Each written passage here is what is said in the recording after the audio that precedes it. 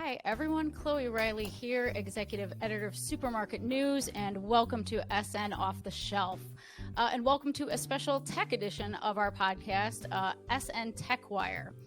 On today's Tech Wire podcast, we're looking at retention and, the struggles grocers have faced really since the pandemic in terms of retaining quality associates.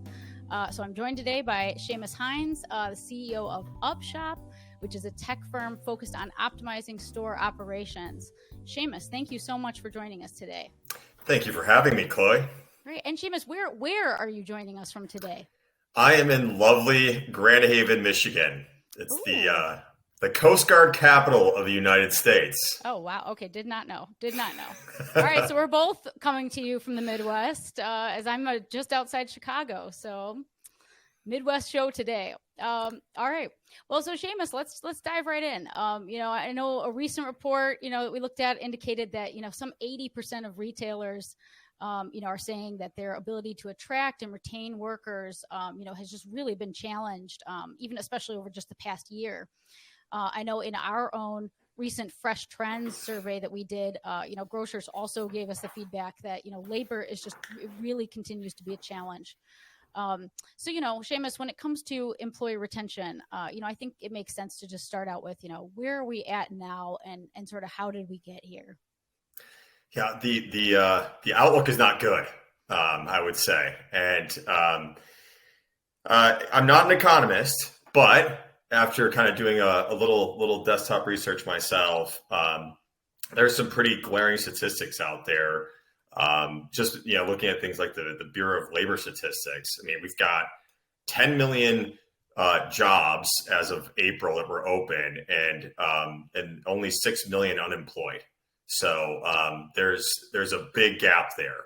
And if you take into consideration too that the labor participation rate has gone down since the pandemic, we've lost another 2 million people there. I mean, there's just a general shortage across the board. And I think, as you mentioned it, though, retailers are taking it just as hard as anybody and sometimes harder. So I think that,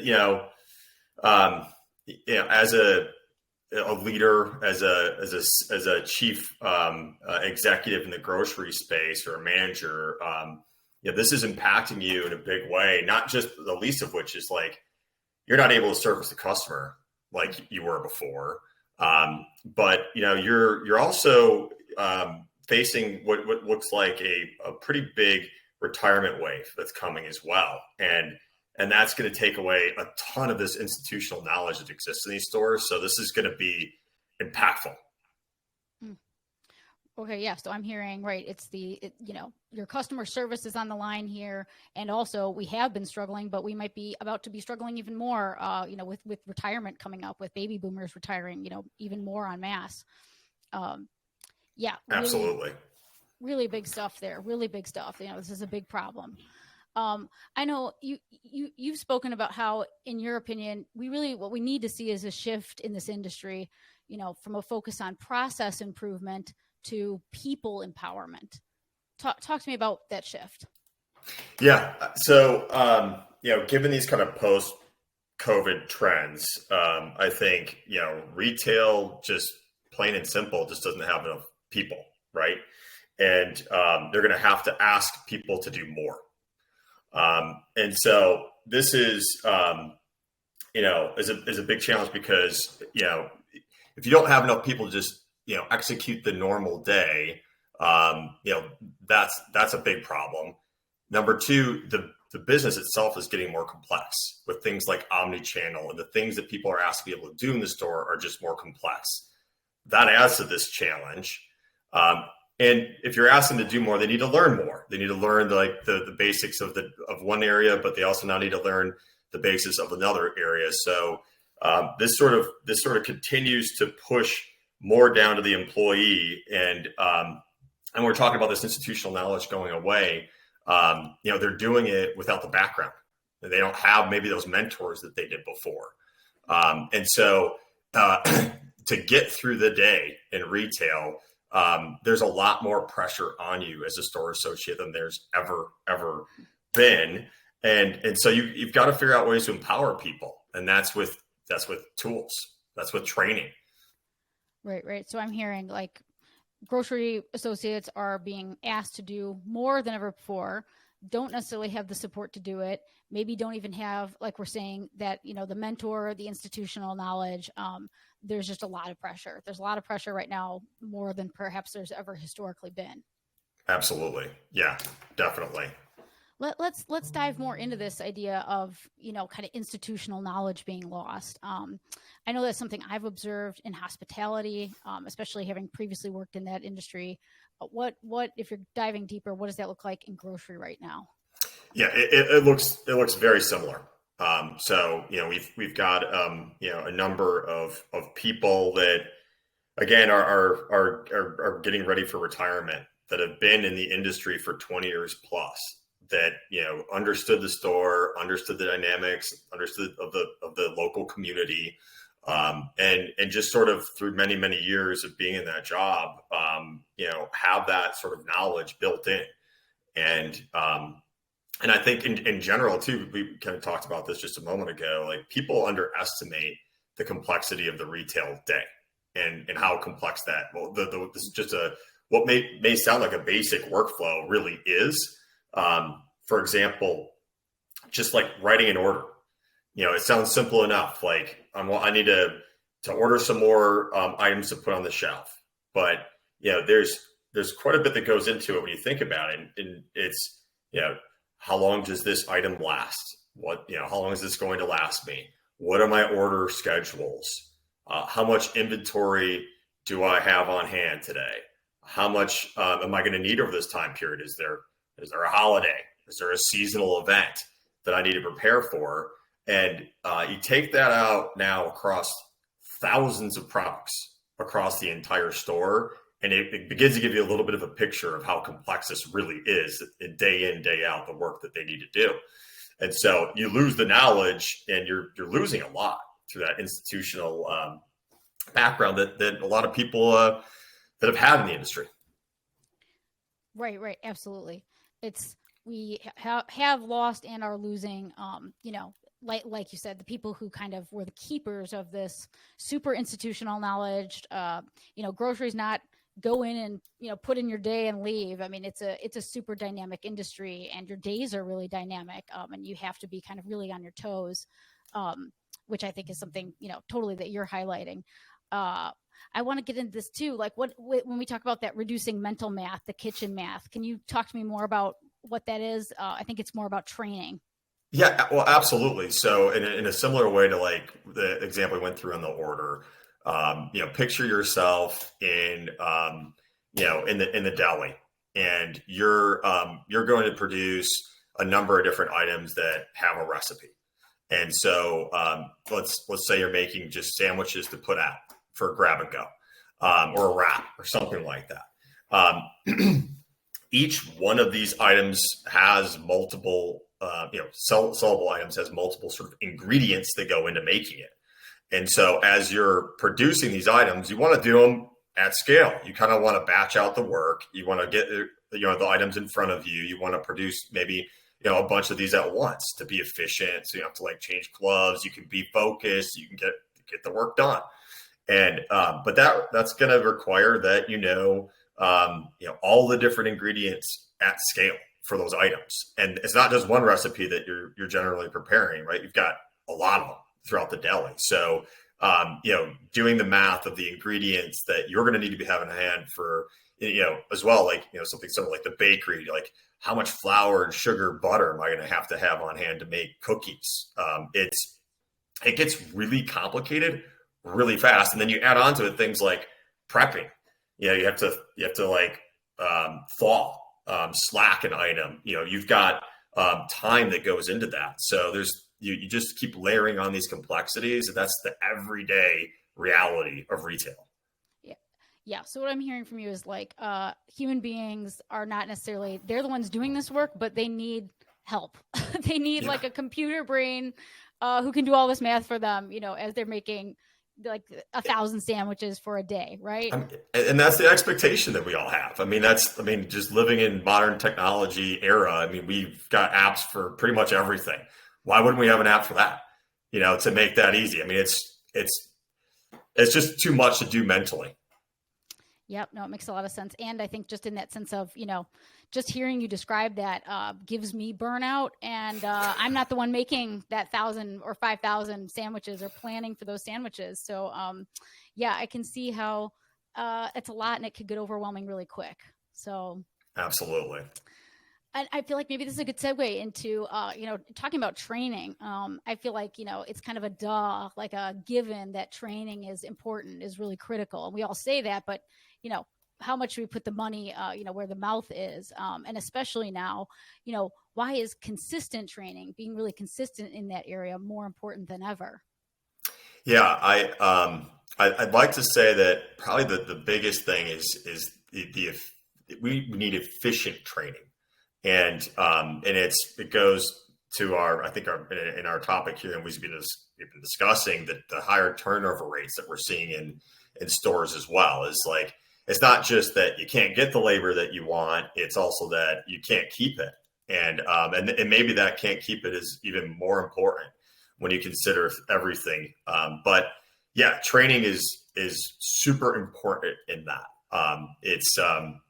I'll say, from a high level perspective, as an executive in this space, you would think, we're leaving this post-COVID world and where it was, really a wonderful growth period for everybody.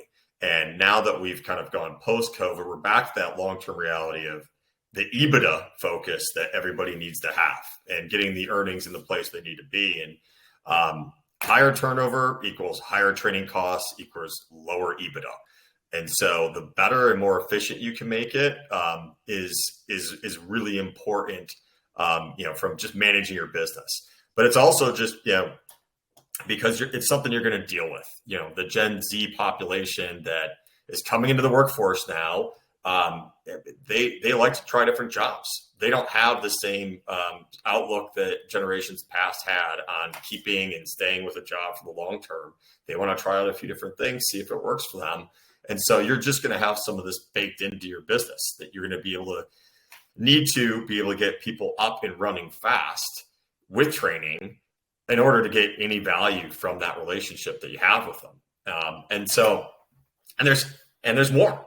I'd say, the last kind of point, I could go on this for a while, but I think that, employees, nobody wants to play a losing game for long, right? And if you're getting hit with all these different complexities like kitchen math, or you're getting hit with, like how to manage pick pass the store, like new challenges that haven't existed in the past, you're just wading into, people want to feel like they're tooled up, that they have what they need to support them in sort of winning the day and being a good employee and not feeling like they're drowning. And so I think that, training through technology and through other means has just become extremely important to do and do well.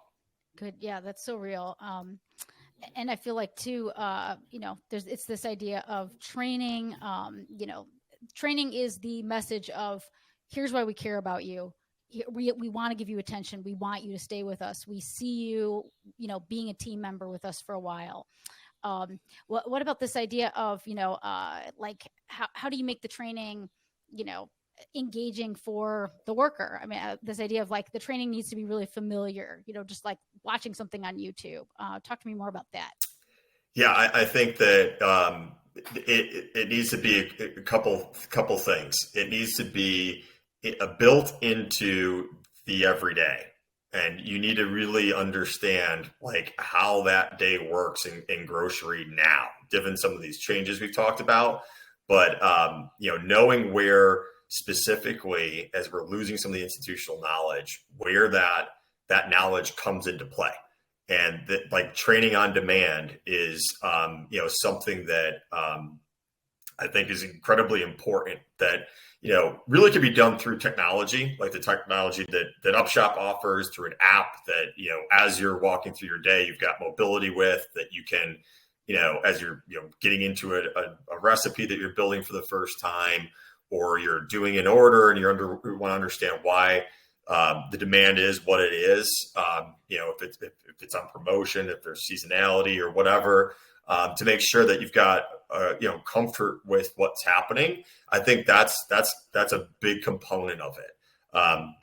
But there's also just embedding that into sort of the everyday workflows you mentioned and into the technology, so that if you have a moment to learn more, you could take that rare opportunity, because people are on the move and they've got so many different places to cover that we've got to be there with them from a training standpoint. Yeah, I really want to go back to that phrase you said, training on demand, because I think that's so smart, and I love the way that you put that. In my mind, it's like here you and I have just been talking about, one of the pain points here that we're talking about is losing this institutional knowledge, right? That we've lost these people, we're losing these people who are the keepers of the knowledge, and instead this idea of starting to lean into technology, which then you have more of a control over as a retailer, and you can package it the way you want, and you can make it the length you want and the length that you think is going to be most effective. So yeah, I really think that's a smart concept. Yeah, I mean it's like you mentioned it. We're in this YouTube era where, I mean, we can learn complex things in like less than a minute now, and or through TikTok or through other social media platforms, you're finding out life hacks that are incredibly fascinating and very helpful within instance. And so the newer generations just expect this. They expect it to be that easy. Yeah. Oh, and I think the newer generation perhaps expects maybe even the older generations expect a level of gamification. So can we talk about how gamification factors into this? Yeah, absolutely. So, I mean, beyond the idea that people need to be tooled up, I think people feel also like they need to be engaged. They need to be supported. They need to be understood. They need to be rewarded. And that's a big part of what I think gamification can do well in the store is, taking the critical KPIs, the things that really need to get done in the day, and helping draw attention to them and rewarding people for meeting that and beating that sort of standard. So I think that's like a short-term, like here and now sort of use for gamification. I think, as you kind of just keep, there are many different possibilities as you go forward, but one of my other favorite concepts from gamification would be this idea of like reinforcement learning, where you've gone through the day, you are empowered to make certain decisions, you've made those decisions, but now let's look back and say maybe it's even instantaneous as you're kind of going through making these decisions and getting feedback that tells you, hey, you did a good job. You had the ability to sort of figure out what you wanted to make for the deli for the day, and you did better than what we would have expected. Like you made some really good decisions on not producing this item. It didn't completely sell out. You have a little bit of waste left over, which at the end of the day is going to be unavoidable. But you really managed that process well. Keep it up. And so I think that sort of reinforcement learning will help people do things and empower people in the store to be more effective, be more efficient, and just cover more ground. Yeah, it's sort of like this real-time feedback that feels so critical. That I know that's just in hiring and retention generally. This idea that maybe you're getting passed by as the employee, no one's paying attention to you, no one's giving you feedback, and so to get that real-time feedback just seems so critical, and that would be such an advantage. Can you give me, Shamus, give me a couple examples of where specifically kind of, where would gamification work kind of within grocery and retail? So I think it could work in a lot of different places. We use elements of it today for picking as an example. So when you are picking an order for delivery or pickup, you have units picked per hour as a measurement, is a pretty typical standard. And so we know how efficient you are with getting through the stores. And so we've done contests on this. We've shared that data, and at the end of the day, it becomes a lot of fun. So like they'll have contests, for example, a client of ours, Lowe's, they'll run some annual contests for who can pick the fastest, the most efficient. And, it's a great event, and it's, they get a lot of fanfare, employees love it. And they're, they're getting better results. They're getting better picks out of it. And so that's a really good example. I'd say the other is just, another example is working in the fresh departments. And there you could say, you've got more of a look back and more of that kind of reinforcement learning around waste. But, we're looking at what the forecast was going to say. We're giving some people, an ability to override the forecast, because ultimately, there's things that occur at the store level that, not every demand signal is going to be taken into consideration when we're doing this. Like there might have been an unplanned soccer event or a concert or something nearby, an event that, they needed to scale up quickly for. And they made a good decision around that. And they should be sort of, given that feedback and reward and said, like, you know what, you've done a great job.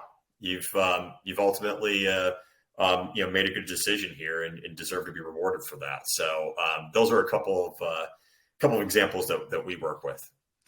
Nice. Yeah, I feel like the gamification part too is just, it feels so much about like meeting people where they're at, meeting employees where they're at. Like, I mean, I've got my smartwatch on, we all have these smartwatches, these smart devices. We're all kind of used to, or many of us are getting used to, I don't know, just that concept and that idea of sort of like tracking to see where you're at, being rewarded. And I think, the emphasis on fun too is, it also makes so much sense. I think that's the right way. I mean, it's there's a fine line and there's a balance. You don't want to be Big Brother. You don't want to make this like overbearing. You don't want to burn people out. And, that's a really important thing, but it's incredibly effective to have that nudge, that little gentle nudge, like your Apple Watch gives you when it beeps or kind of clicks twice or whatever it is telling you to stand up if you haven't stood up for an hour, or it gives you kind of a progress report on how many steps you've had for the day. If you care about how much, exercise you're getting, as an example. And I think those things are really powerful. Those little gentle nudges as well are things that we'd like to employ. Yep. I always get those gentle, I'm constantly getting a gentle nudge to stand up. And I would say I do it about maybe 50 to 60% of the time. I need to work on my standing up gentle nudges. Okay. So, I mean, we've talked about some challenges, some opportunities here, but let's also talk about the benefits, to this sort of more unified store approach, to your people and your labor. Yeah, I think, first and foremost, we were talking about this as an EBITDA game, and doing a more unified approach means more EBITDA if you do it right. And just to put it plain and simple, I think that it also means if you're doing it well, less turnover, more satisfied customers, better execution at the store level. So But just taking a step to define what that really might be, and from an Upshop perspective, what a more unified approach would be is this would, in our world, mean you're moving to a one app sort of strategy for technology. So you're not having 50 different apps that you're training associates on. You've got one app that can span the store, that they can train on easily, that they can get comfort with, familiarity with, that they can move from job to job or area to area with ease. And that is connected, that is simplifying their day. And it is, just making them generally smarter and helping them win. And so, other benefits would be, having a single inventory across the store and a single process that allows you to do things like, for example, reduce substitutions in the store. And, when you're doing a pick online, or you're allowing, before they even get to the pick part, if you're allowing somebody to order or not allowing them to order things that aren't in the store based on, real-time inventory that you're showing through your website. Like, that's a huge step forward in the efficiency that we're looking for in a more connected store. And you could even take that into the fresh world as well. And something that's been a challenge for online is just getting fresh items into that order. And that's connecting the store up. You're able to do things like that. So there's, I think, a tremendous amount of financial impact. There's a lot that you can do from an engagement standpoint as well, though, with employees and sort of making the day simpler and helping them win. Great.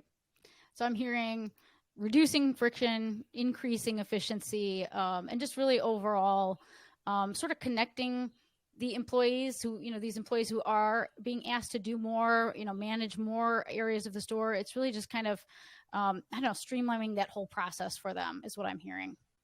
Yeah, absolutely. It's, you said the word friction, and that is something I had heard a retailer talk about recently is, of course, we've been talking about friction and reducing friction and sort of the consumer, the shopper's experience for a while.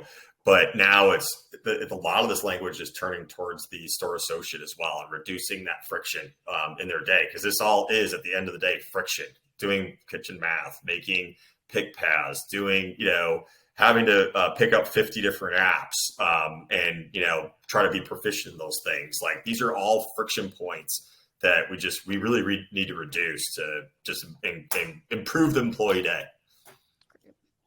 Shamus, finally, I feel like looking ahead, we can talk all we want about tech, but it's not useful if we can't actually get employees to use that tech and understand it. So give us your kind of bullet point final takeaways, in terms of how grocers, can get associates to lean into and embrace technology. So I think that first, it's got to be really easy to use. It needs to be, like we said, mobile, like where they are, available on demand. And it needs to be, thoughtful of, what their pain points really are. And that's, that takes some thinking. It takes some planning. And I know you said bullet points, but I want to add that, conversations like these are being had regular with like our clients, and it makes all the difference in the world if you approach it this way. Just had a call with Wegmans today. They're in the process of rolling out our technology in the store, and if you approach it those things like I just mentioned, that bulleted start. If you approach it that way, you go from what typically happens is you roll this technology, everybody complains, to what Wegmans is experiencing, where they're talking to the people in the store, and they're begging for the technology to get rolled out faster. They're saying, I hear this is coming. I can't wait to use it. This is going to be a game changer. So it takes, the last bullet would say that it really takes support from the top. It takes support from leadership to plan these things out and really get behind what you're doing as well, in order for this to be a success and technology to be adopted. Wonderful. Great. Well, Shamus, you've given us so much to think about in terms of gamification, in terms of sort of this holistic, store approach to employees and to retention. Anything else you'd like to add today? No, I just appreciate you having me, and it is very nice to be with you today, Chloe. Wonderful. Well, thanks so much for joining us and sharing your insights, Shamus, and thank you all today.